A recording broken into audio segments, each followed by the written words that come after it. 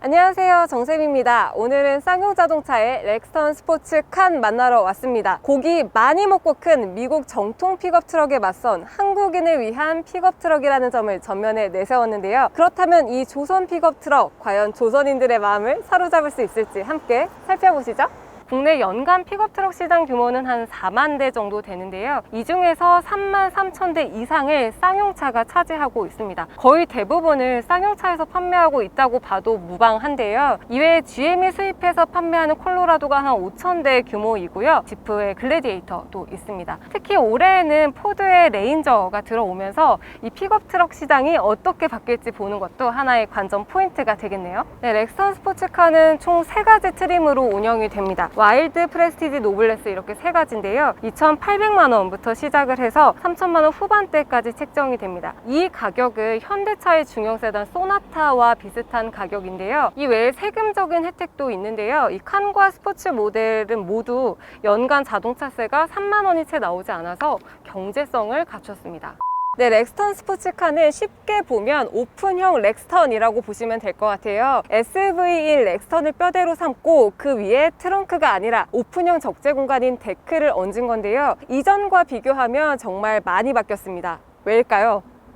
작년에 출시된 올뉴 렉스턴이 그만큼 디자인적인 변화가 많았기 때문인데요. 그런 디자인적인 변화가 렉스턴 스포츠칸에도 그대로 적용된 점을 확인할 수 있습니다. 이제 전면 볼게요. 외관이 이글이글, 투지, 결의에 차 있습니다. 실제로 디자인 주제가 고 터프인데요. 외관이 그만큼 거칠고 야성적인 느낌으로 바뀌었습니다. 이 그릴도 아예 새로 갈아 끼워 넣었어요. 이전 모델에는 이렇게 가로로 긴 육각형의 얇은 그릴이 위치하고 있었는데요. 그런데 이번에는 이렇게 그릴의 크기도 정말 커졌습니다. 얼마나 커졌냐면 올뉴 렉스턴보다도 더 큰 것 같아요. 재밌는 건 이 도형이 특정 모양을 그려내고 있지는 않은데 위에는 이렇게 일자로 이어지다가 이 헤드램프 부분은 거칠게 빠지면서 다시 일자로 떨어지는 모습을 보이고 있습니다. 내부에 있는 바도 세로에서 가로 형태로 바뀌었어요. 그런데 이 직선들이 같은 두께로 이어져 있는 건 아니고요. 일직선으로 이어지다가 양 끝에서 이렇게 두꺼워지는데요. 덕분에 시선적인 안정감을 더 강화했습니다. 안쪽에는 또 육각형의 장식들이 상당히 많이 들어가 있는데요. 이렇게 디테일에 신경을 많이 쓴 흔적이 곳곳에서 보이죠. 가장 윗부분에는 칸 레터링이 큼지막하게 들어가 있고요. 가운데에는 쌍용 엠블럼이 들어가 있습니다.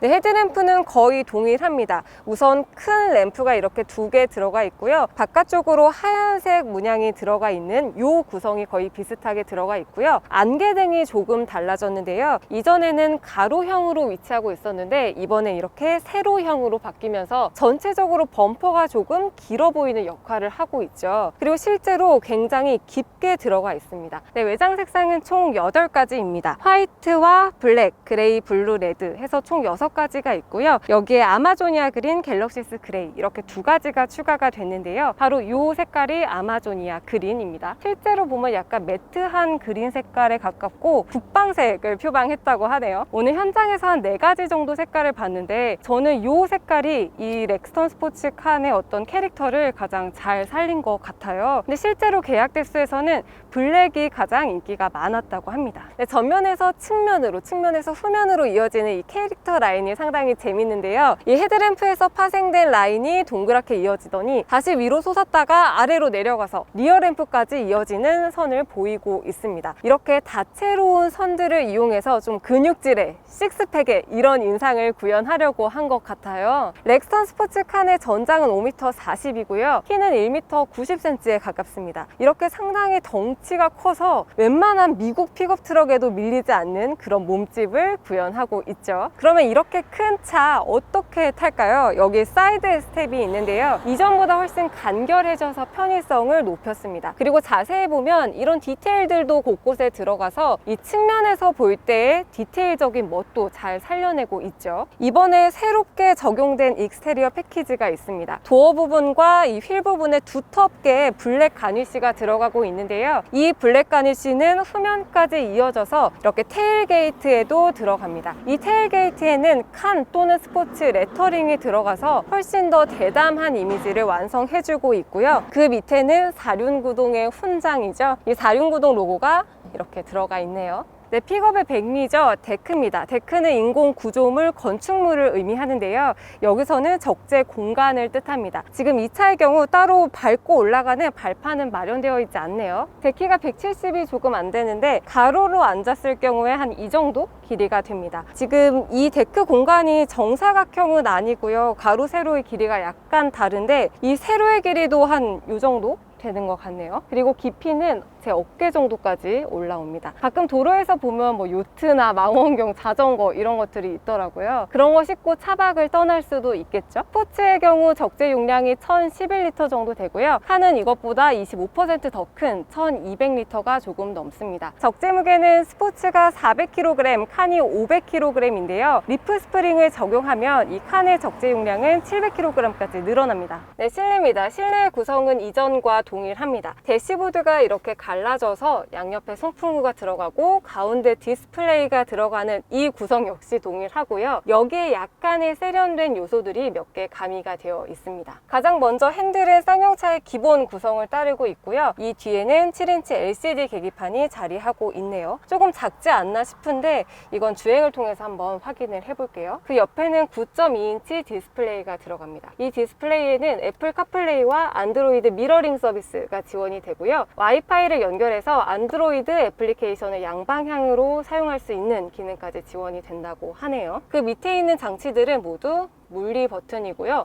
역시 물리 버튼으로 자리하고 있네요. 근데 이렇게 글로시 소재들이 곳곳에 많이 들어가서 이전보다 좀 확실히 투박함을 걷어내고 세련된 요소들을 많이 사용하려고 하는 흔적들이 보입니다. 그리고 1열에는 통풍과 열선 시트가 모두 들어가서요. 운전석과 조수석 따로 조정을 할 수 있고요. USB 장치는 이렇게 2개 있네요. 그리고 여기에는 무선으로 충전을 할 수 있는 거치대가 있습니다. 컵홀더 앞에는 이 구동 방식을 조작하는 장치가 있어서요. 투하이, 포하이, 포로우를 조절할 수 있습니다. 파킹 브레이크는 수동이고요. 가장 끝부분에는 상당히 큼지막한 콘솔 박스가 있습니다. 깊이감도 꽤 있네요.